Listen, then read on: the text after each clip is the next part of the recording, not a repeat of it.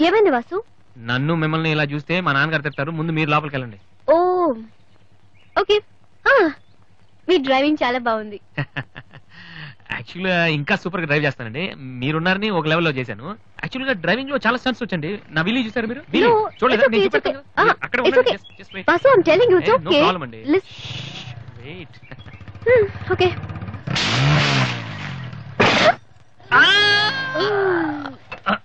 అచ్చో వాసు, ఏమైంది? వీలి కొంచెం బ్యాలెన్స్ తప్పిందండి. మీరున్నారు కదా, కొంచెం ఓవర్ కాన్షియస్ అయ్యాను అంతే. వాసు, నిన్ను చూస్తే నవ్వాలో ఏడవాలో తెలియట్లేదు. తెలియనక్కర్లేదు, లోపలికి వెళ్ళండి. గో.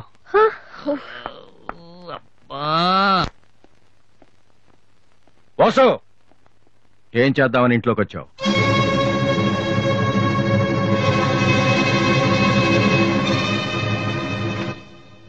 ఏంటిది?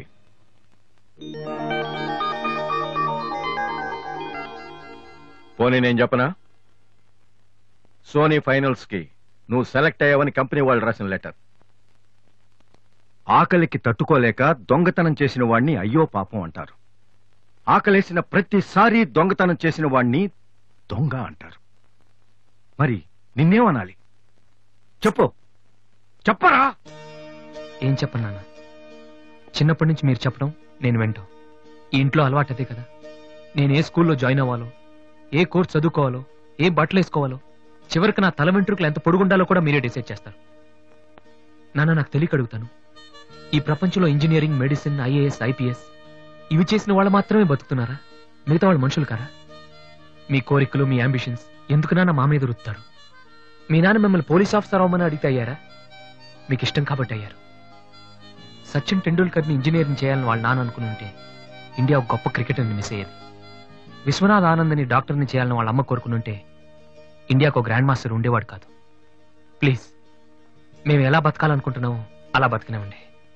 చిన్నప్పుడు పిల్లల్ని వేలుపట్టి నడిపిస్తారు, వదిలేస్తే పడిపోతారేమోనని. ఎప్పటికీ పట్టుకునే ఉంటే వాళ్ళు నడవలేని వాళ్ళుగా మిగిలిపోతారు. నాన్న, వదిలేయండి. పడతారు, లేస్తారు, మళ్ళీ పడతారు, మళ్ళీ లేస్తారు. కానీ ఫైనల్ గా వాళ్ళంతట వాళ్లే నడుస్తారు. అంటే పిల్లల్ని కనటం మా హక్కు, పెంచడం మా బాధ్యత, బతకడం మాత్రం మీ ఇష్టమా? మాకేం సంబంధం లేదా? ఓకే, సంబంధం లేదు, ఒప్పుకుంటాను. కానీ మీరేం చేస్తున్నారో తెలుసుకోవాలనే సరదా ఉండొచ్చు కదా.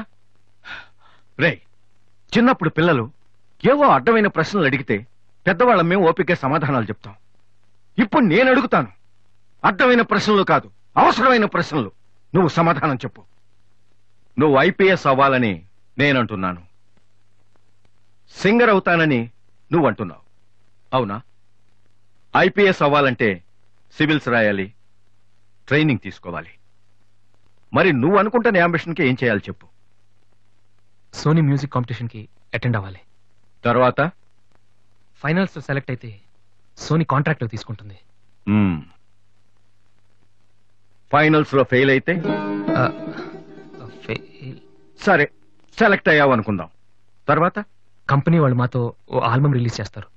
ఆ ఆల్బమ్ సక్సెస్ అవ్వకపోతే? నువ్వు చెప్తుందంటూ నీకే నమ్మకం లేదు. ఇదైతే అది, అదైతే ఇంకోటి. ఏది అవ్వకపోతే? నేను అడిగే ఏ ప్రశ్నకి నీ దగ్గర సమాధానం లేదు.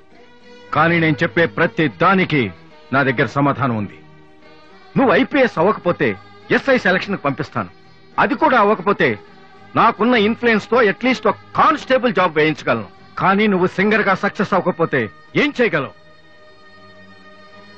నీ జీవితం నీ ఇష్టం కావచ్చు, కానీ అది మాతో కలిసి బతకాలా, విడిపోయి ఉండాలా అనేది నా ఇష్టం. నీకు 5 నిమిషాలు టైం ఇస్తున్నాను, బాగా ఆలోచించుకో. నేను చెప్పిన మాట వింటావో, జనం నీ పాట వినాలనుకుంటావో నువ్వే నిర్ణయించుకో. కానీ ఈసారి బయటకు వెళ్తే మళ్ళీ లైఫ్ లో ఈ ఇంట్లోకి రాలేవు. ఏమండి? 5 మినిట్స్. అన్నయ్య, నీకు ఫోన్. హలో వాసు, నేను బిల్ గేట్స్. సోనీ రిజల్ట్ ఏమైనా తెలిసిందా? Hello hello. సోనీ ఫైనల్స్ కి సెలెక్ట్ అయ్యాం. ఈవినింగ్ ప్రాక్టీస్ స్టార్ట్ చేద్దాం. వేరే ప్రోగ్రామ్ ఏం పెట్టుకోవద్దు. మ్యూజిక్ అంటే ఏది ఇంపార్టెంట్ కాదు.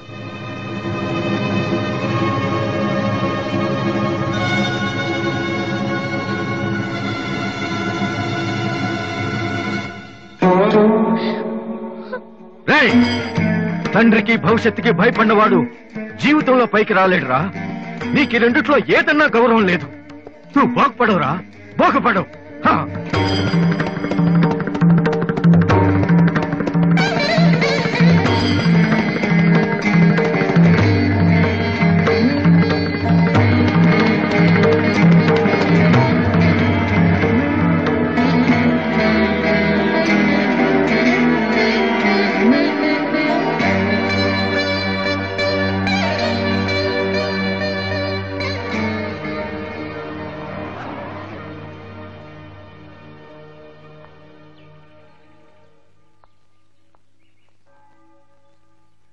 Vasu,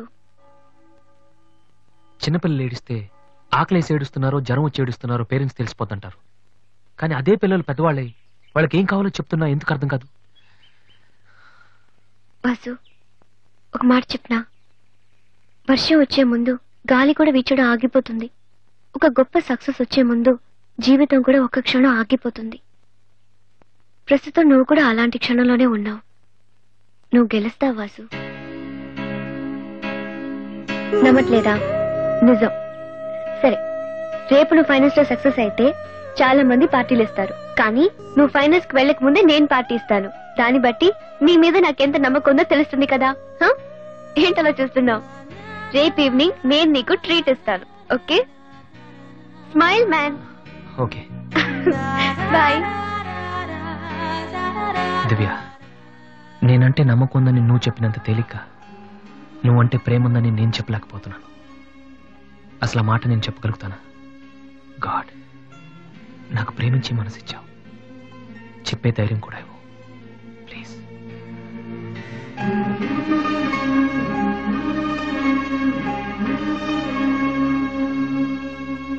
2 cold coffees. Okay, sir. Oh God, I love her, man. Vasu, వెళ్ళి చెప్పారా? Come on.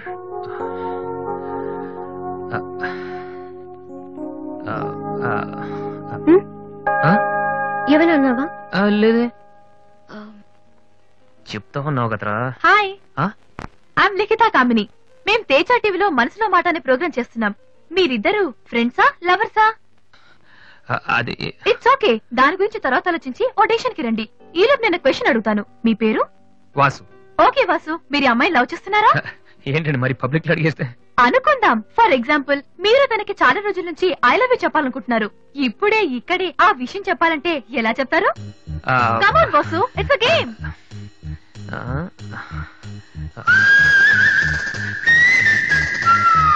నువ్వు నన్ను ప్రేమిస్తున్నావంటే ఈ పూ నీ తల్లో పెట్టుకో. ప్రేమించడం లేదంటే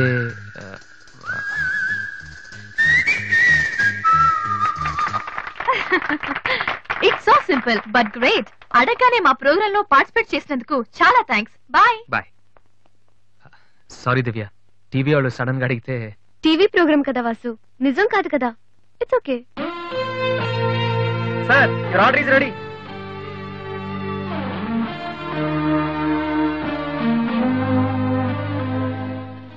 ఏంట్రా వాసు అంత ఈజీగా చెప్పేసింది? అంటే తన మనసులో నేను లేనేంటి?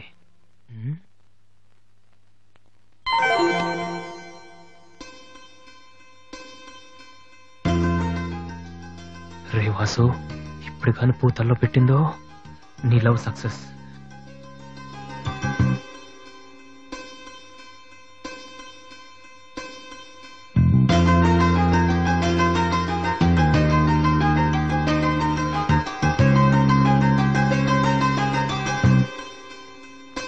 ఫైన్. అవును, ఎయిర్పోర్ట్ కు రాలేదమ్మా? ఆంటీ వెళ్ళొద్దని చెప్పింది. ఏ నువ్వు వస్తేనే సంగతే నేను మర్చిపోయానంటే చూసుకో. ఆంటీ నన్ను ఎంత బాగా చూసుకుంటున్నారో అని నువ్వు అనుకోవాలని, అందుకని. అమ్మో, దివ్య అంటే ఏంటో అనుకున్నాను. పైకి ఎంత అమాయకంగా ఉంటుంది. అందుకే కదమ్మా దీన్ని నేను భరించలేక మీ ఇంటికి పంపించింది. ఏంటన్నయ్య ఇండియాలో ఉంది? సూపర్ గా ఉంది. ఏంటి సడన్ గా ఈ ట్రిప్? మీ అన్నయ్యకి పెళ్లి చేద్దామని వచ్చావమ్మా. మేము రావడం నీకు ఇబ్బందిగా ఉంటే చెప్పు, తిరిగి వెళ్ళిపోతాం. వాడు పెళ్లి చేసుకుంటే నాకేంటి ప్రాబ్లం? వాడు ఆవిడికి గాని. జోక్. 1 minute. ఎరా, అందరూ ముందు ఆడపిల్లకి పెళ్లి చేయాలనుకుంటారు. నువ్వేంట్రా కొడుకు పెళ్లి చేస్తానంటావు?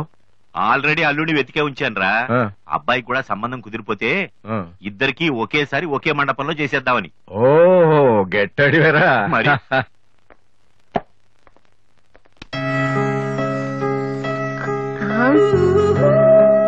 ఏంటి మాట్లాడితే పడిపోతున్నావు?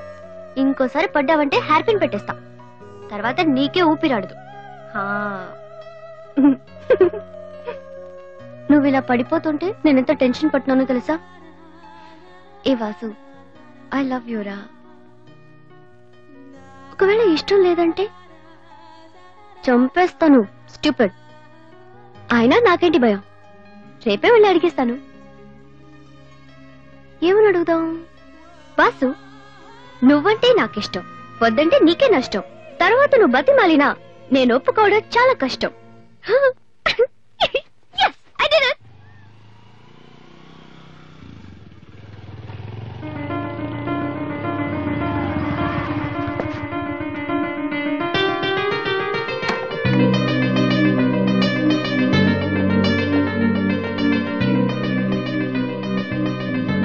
రాధే,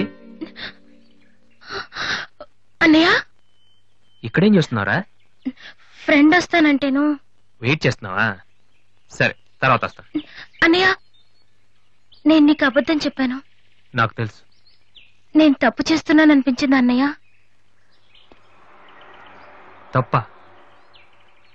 తప్పు చేసే మొహం ఇది. ఏమైంది? అన్నయ్య, ఊరుకో ఊరుకో. ఏంట్రా, లవ్ చేస్తున్నావా? నాకెలా తెలిసిందనా? నీ కళ్ళు చూస్తుంటే తెలిసిపోతుందిరా. నాన్నకు తెలిస్తే చంపేస్తారని ఇక్కడికి వచ్చి కూర్చొని నడుస్తున్నావా? ఏయ్, ఈ అన్నయ్య లేడు. ఏమైందిరా? నేను ప్రేమిస్తున్నాను అన్నయ్య, కానీ ఆయన నన్ను ప్రేమిస్తున్నారో లేదో కూడా తెలీదు. ఇద్దరూ ప్రేమించుకున్న తర్వాత కూడా అమ్మాయిలు బయటకు చెప్పడానికి భయపడే ఈ రోజుల్లో అసలు నన్ను ప్రేమిస్తున్నారో లేదో కూడా తెలియకుండా ఎలా చెప్పనన్నయ్య?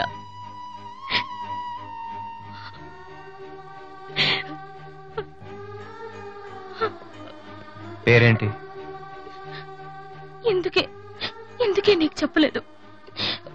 ఇది రెండు మనసులకు సంబంధించిన విషయం. ఎవరు ఏం చేయలేరు.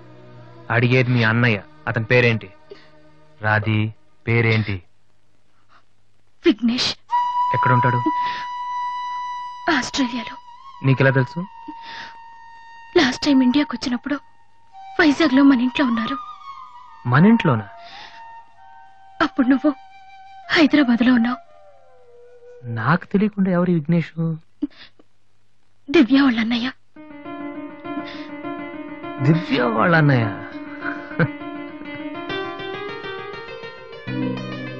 ఓకే, నువ్వేం వరి కాకు. నీ పెళ్లి చేసే బాధ్యత నాది. అన్నయ్య, నువ్వు వెళ్ళు, నేను చూసుకుంటాగా. వెళ్ళు. నాది. ఈ చెరువు గట్లు, సిమెంట్ బెంచ్లు ఇవన్నీ మనకొద్దు. ఈ అన్నయ్యకి కొంచెం భయం. ఓకే, వెళ్ళు.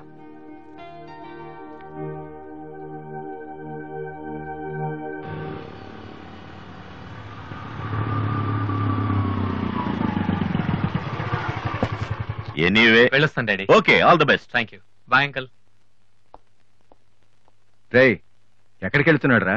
అమ్మాయిని చూడ్డానికి. ఒక్కడే ఏంట్రా? నేను ఆ మాట అన్నానురా. కానీ వాడు ముందు ఒంటరిగా అమ్మాయితో మాట్లాడి ఓకే అనుకున్న తర్వాత పెళ్లి చూపులు, ఎంగేజ్మెంట్ ఒకేసారి పెట్టుకుందాం అన్నాడు. అది సంగతి. Young generation.